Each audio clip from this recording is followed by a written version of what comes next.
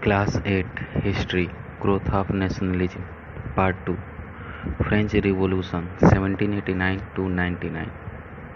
At the beginning of the 18th century, French was monarchy ruled by the autocratic king.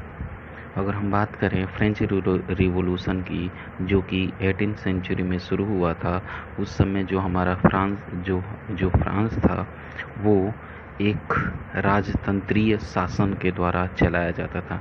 जिस राजतंत्रीय शासन में 3 तरह की सोसाइटी यानी ई स्टेट हुआ करते थे। फर्स्ट सोसाइटी में राजा और राजघराने के लोग हुआ करते थे। सेकेंड सोसाइटी में राज दरबार के प्रमुख मंत्री और विशेषाधिकार प्राप्त किए हुए लोग हुआ करते थे। और जो तीसरी तरह की सोसाइटी यानी ई स्टेट थी, जो थर्ड सोसाइटी थी, उसमें किसान, फार्मर्स और जो मजदूर कैटेगरी के लोग थे वो, और इसके अलावा जो युद्धबंदी या फिर कैदी हुआ करते थे या फिर जो प्रेजेंट हुआ करते थे, जो किसी सज़ा के तहत जुर्म का भुगतान करते थे, वो लोग हुआ करते थे। इसके अलावा छोटे व्यापारी हुआ करते थे।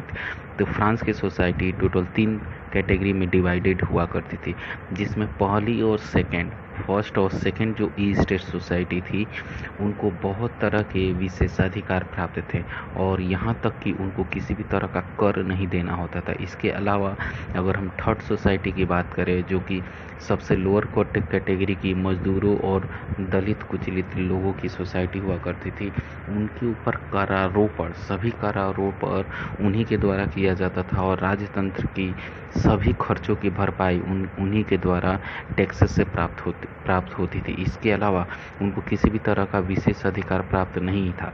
वो अपनी मर्जी से कहीं जा नहीं सकते थे, अपनी मर्जी से कोई व्यवसाय नहीं कर सकते थे। इसके अलावा अपने विरुद्ध हो रहे शोषण के प्रति आवाज़ उठाने तक का उनके पास अधिकार नहीं था। वो खुलेआम कोई मीटिंग नहीं कर सकते थे। त्यौहार तक मनाने तक उन पे पाबंदी हुआ करती थी। तो इस तरीके से फ्रांस की टोटल ये सोसाइटी 3 भागों में डिवाइडेड थी। अगर हम बात करें, वहाँ पे एक ई स्टेट जर्नल हुआ करता था, ई स्टेट जर्नल सोसाइटी हुआ करता था, जिसका नियम यह था कि तीनों सोसाइटी से जुड़े लोग यानी चिन्हित किए गए लोग उस जनरल असेंबली में आए और अपने मतों को वहाँ पे रखे।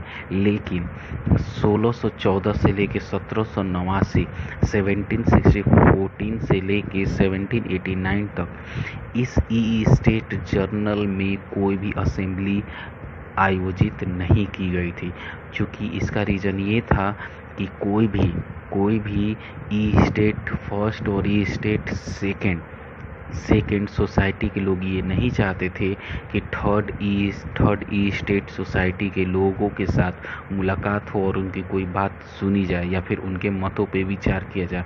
इसलिए आज तक ये स्टेट सोसाइटी का गठन नहीं हो पाया था, इसके ऊपर कोई मत नहीं हो पाया था।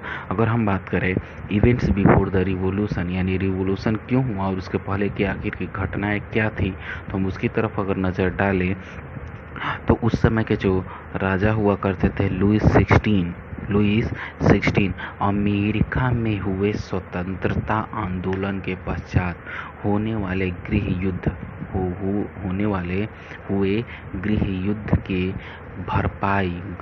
में हुए नुकसान की भरपाई के लिए उन्होंने अतिरिक्त टैक्सेस सोसाइटी पे थोप दिए।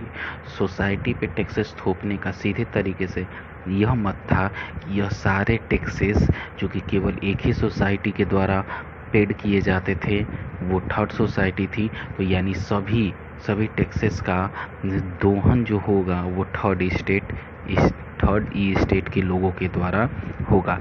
इस तरीके से उन्होंने जब टैक्सेस लगाए तो उन्होंने ई स्टेट जर्नल की मीटिंग बुलाई, लेकिन मीटिंग में उन्होंने तीनों स्टेट को एक साथ नहीं बुलाया और तीनों स्टेट में से कोई आया भी नहीं, जिसमें सबको अलग अलग इनवाइट करके इसके लिए वोटिंग किया गया, जिसमें फर्स्ट और सेकेंड ई स्टेट के लोगों ने आने से शुरुआती दौर में मना कर दिया था। लेकिन ऑन 20 जून 1789 को 9 को राजा ने नेशनल असेंबली की लोकेशन चेंज करके एक टेनिस कोर्ट यानी टेनिस के स्टेडियम में एक असेंबली का आयोजन किया, जिसमें उन्होंने तीनों सोसाइटी के संगठित लोगों को आमंत्रित किया। और इसी के साथ किंग लुइस 16 ने फाइनली एक ऑर्डर पास किया फर्स्ट और सेकंड ई स्टेट सोसाइटी को लोगों के लिए कि वह इस असेंबली को ज्वाइन करें, क्योंकि फर्स्ट और सेकंड के लोग थर्ड स्टेट के लोगों के साथ बैठना पसंद नहीं करते थे, क्योंकि वो नीच भावना से उनको देखते थे। लेकिन लुइस 16 के ऑर्डर के अनुसार उनको इस असेंबली में आना पड़ा, और इस तरीके से इस असेंबली का नाम नेशनल कॉन्स्टिट्यूएंट असेंबली दिया गया, जिसमें पहली बार तीनों स्टेट के पदाधिकारी एक साथ बैठे और एक मत पे उन्होंने क्या किया, विचार किया। इसके अलावा इस असेंबली में एक मत के ऊपर विचार किया गया, एक स्लोगन, एक अधिकार की बात की गई। वह अधिकार थी लिबर्टी की, यानी समानता की भावना की, इक्वलिटी की, समानता की भावना की थी, और फ्रेंडिटी की भावना की थी, यानी सबको एक समान एक अधिकार प्राप्त हो। इसके लिए यहाँ पे ये स्लोगन दिया गया था। इसके अलावा क्या किया गया था, on 14 July 1789 the people of priest stormed the Bastille and the set of prominence free.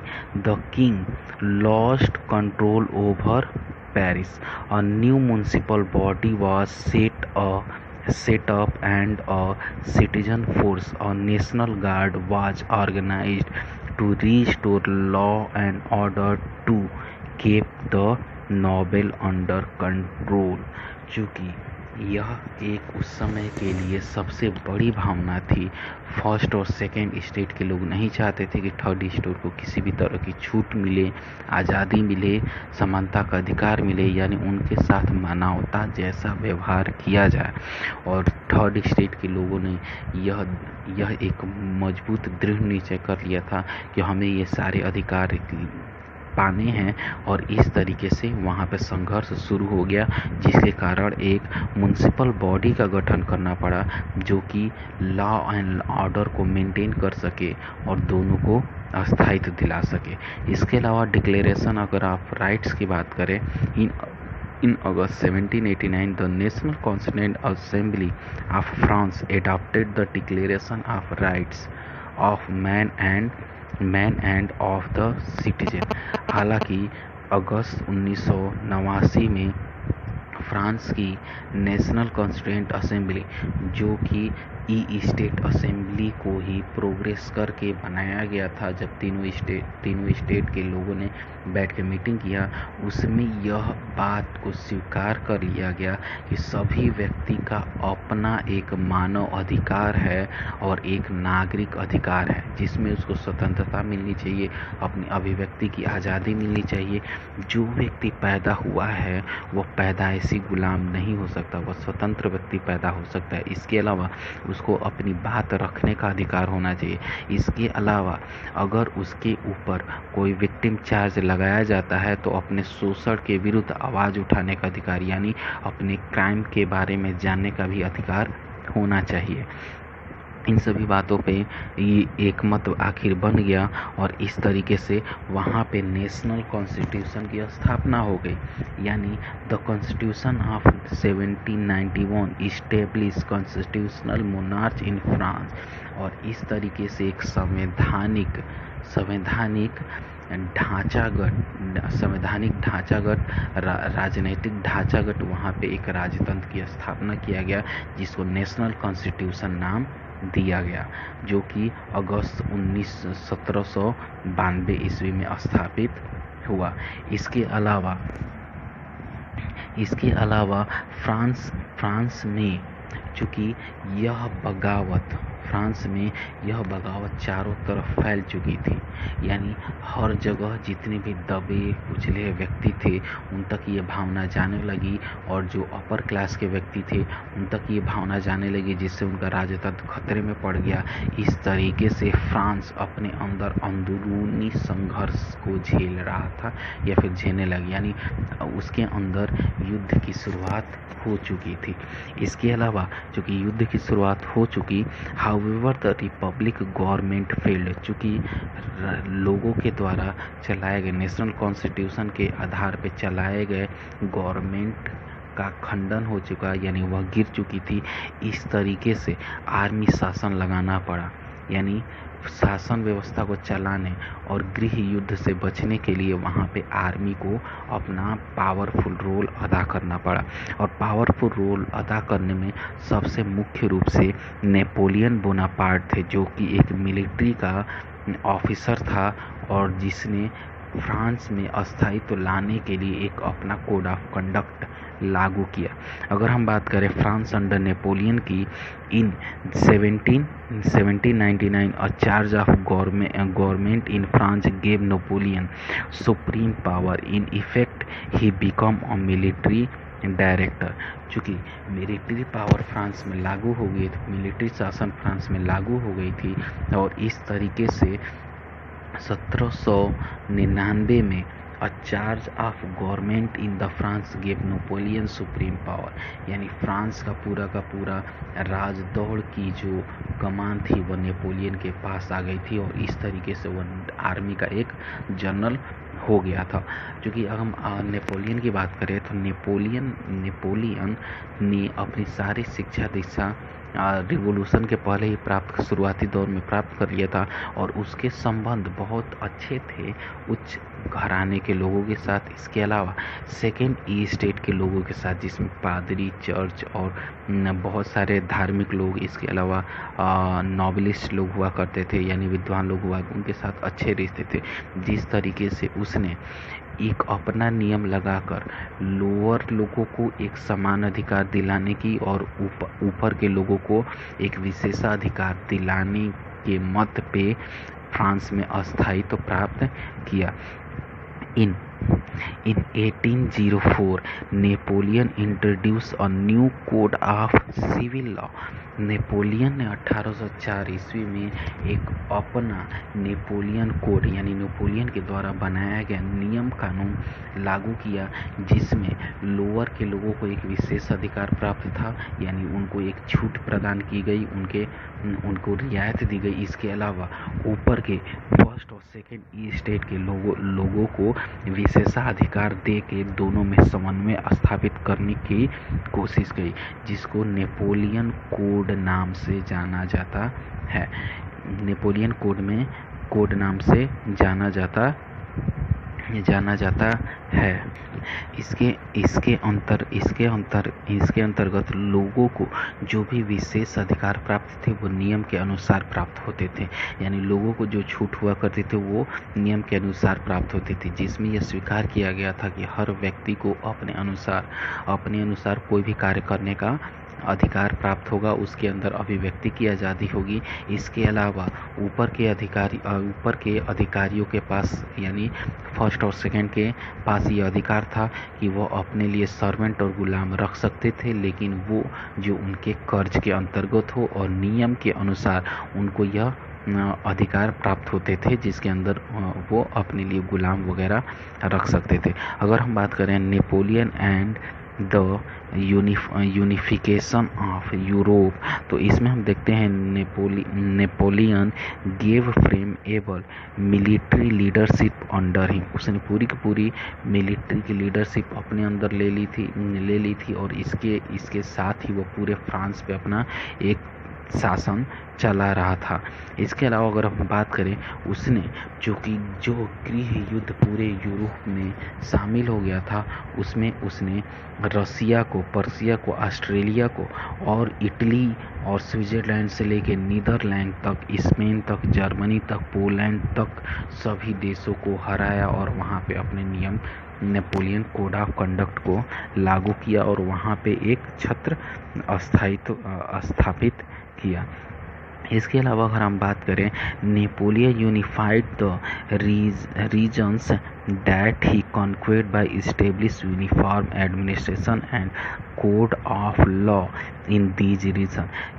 Napoleon जिन राज्यों को जीता जाता था वहाँ पे समानता के अनुसार वहाँ पे एक रीजनल एडमिनिस्ट्रेशन स्थापित करता था, यानी कानून के तहत एक संवैधानिक संस्था का निर्माण करता था जो कि कानून के तहत काम करती थी। यानी उस कानून के तहत जिसको न्याय देना होता था न्याय देती थी और जिनको सज़ा देना होता था सज़ा देती थी। यानी जिससे ऊपर के लोग और नीचे के लोगों के बीच में एक समन्वय स्थापित था, यानी किसी का भी शोषण नहीं किया जा सकता था। यानी वो जहाँ जहाँ जीता जाता था वहाँ पे वो स्थापित करता जाता था और इस तरीके से उसने लगभग पूरे फ्रांस पे, इसके अलावा जिन जिन कंट्रीज को उसने जीता था वहाँ पे उसने अपना अस्थायित्व प्रदान किया। इसके अलावा अगर हम बात करें फॉल ऑफ नेपोलियन की, आखिर नेपोलियन कैसे फेल हो गया या फिर कैसे उसका सत्ता समाप्त हुआ, तो इन 1812 नेपोलियन इन्वेडेड रसिया। नेपोलियन ने 1812 ईस्वी में रसिया पे आक्रमण कर दिया और large number of his soldier, उसके बहुत बड़ी संख्या में सोल्जर्स ठंड और भूख से मर गए। इसका नतीजा यह हुआ कि जितने भी देश उसके दुश्मन देश थे सभी एक साथ संगठित, उसकी ताकत जैसे ही कमज़ोर हुई नेपोलियन की, दुश्मन सभी संगठित होकर एक बड़ी ताकत के रूप में पूरे फ्रांस को उन्होंने चारों तरफ से घेर दिया और घेरने के बाद नेपोलियन को पराजित कर दिया। और नेपोलियन को पराजित करने के बाद मेडिटेरियन सी के एक छोटे से द्वीप समूह एल्बा पे उसको बंदी बना के रख दिया। Okay, thank you. हेलो दोस्तों, मेरे द्वारा एक वेबसाइट डेवलप किया जा रहा है जो कि बलिया डिस्ट्रिक्ट का अपना वेबसाइट होगा, जिसका URL baliacity.co.in है। इस पे बलिया से संबंधित कुछ इम्पोर्टेंट न्यूज़ भी होंगे। इसके अलावा मेरे द्वारा कुछ विशेष मुद्दों पे एक लेख लिखा जाएगा जो कि baliacity.co.in के आर्टिकल मीनू के अंदर पब्लिश होंगे। इसके अलावा बलिया के सभी ऐसे प्रोफेशनल्स जो कि प्राइवेट सर्विस देते हैं या फिर इंडिविजुअल जॉब करते हैं, अगर वो अपने सर्विस को लोगों तक पहुंचाना चाहते हैं तो baliacity.co.in प्लेटफॉर्म का यूज कर सकते हैं। इस प्लेटफॉर्म के द्वारा वो अपने आप को सेल्फ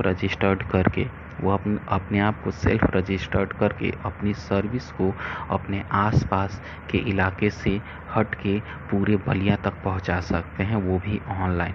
और ये सारी सर्विसेज पूरी तरीके से निःशुल्क है, बिल्कुल फ्री ऑफ कास्ट है, एक भी रुपया आपको देना नहीं है।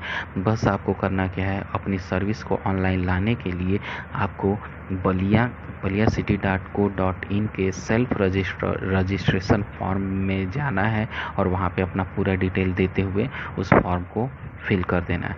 इसके बाद जैसे आप फिल करेंगे आपका डेटा स्टोर हो जाएगा बलिया सर्च नाम के पेज पे, और वहाँ से यदि किसी व्यक्ति को आपके सर्विस से रिलेटेड किसी भी ज़रूरत की नीड होती है तो वो गूगल में जाके जैसे ही बलिया सर्च डालेगा और अपनी सर्विस की डिमांड देगा, वहाँ पे अगर आप उस सर्विस को प्रोवाइड करते हैं तो आपका डिटेल सामने आ जाएगा। फॉर द एग्जांपल, अगर हमको मोबाइल सर्च करना होता है तो हम टाइप करते हैं, गूगल सर्च में जाके टाइप करते हैं बेस्ट मोबाइल, तो बेस्ट मोबाइल से रिलेटेड बहुत सारे ऑप्शन की लिस्ट आ जाती है जिसमें हम जाके कंपैरिजन करके हम अपने लिए बेस्ट मोबाइल सर्च कर लेते हैं।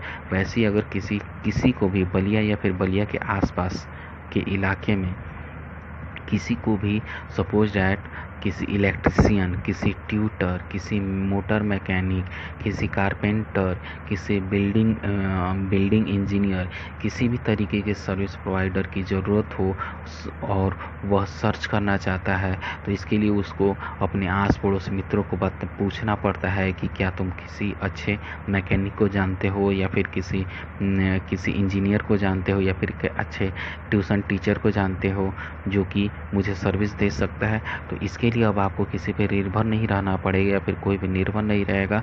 वो डायरेक्ट बलिया सर्च में जाएगा और अपनी नीड के अनुसार जैसे ही वो अपनी नीड्स को वहाँ पे मेंशन करेगा, बलिया सर्च में जितने भी उस सर्विस को प्रोवाइड करने वाले लोग होंगे उनकी लिस्ट आ जाएगी और दिए गए उनके नाम, नंबर और एड्रेस पे कांटेक्ट करके वह सर्विस ले सकता है।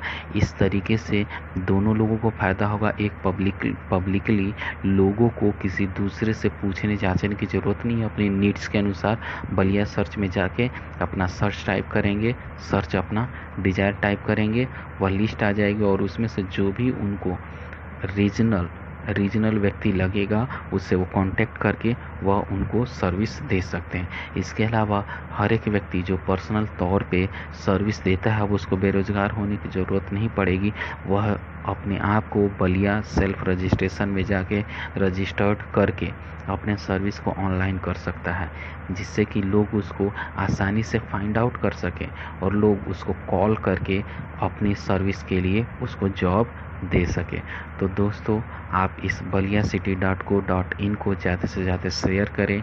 गूगल में जाके सबसे ज़्यादा बार इसको सर्च करें ताकि ये गूगल के सर्च लिस्ट में जल्दी से जल्दी टॉप पेज पे इंडेक्स हो सके। तो इसके लिए आप सभी लोग की सहायता की ज़रूरत है। आप baliacity.co.in को सबसे ज़्यादा गूगल में टाइप करके सर्च करें ताकि ये जल्दी से जल्दी फर्स्ट पेज पे इंडेक्स हो सके। इसके अलावा आप इसमें जाके आर्टिकल भी पढ़ सकते हैं। इसको शेयर भी करिए, लोगों से इसके बारे में बताइए और ज़्यादा से ज़्यादा लोग जो सर्विस प्रोवाइडर हैं उनको इसके अंदर रजिस्टर्ड करवाइए। इससे जुड़े जो भी लिंक होंगे मैं नीचे डिस्क्रिप्शन में दे दूंगा, आप वहां से भी डायरेक्ट क्लिक करके सेल्फ रजिस्ट्रेशन फॉर्म पे जा सकते हैं। ओके दोस्तों, थैंक यू।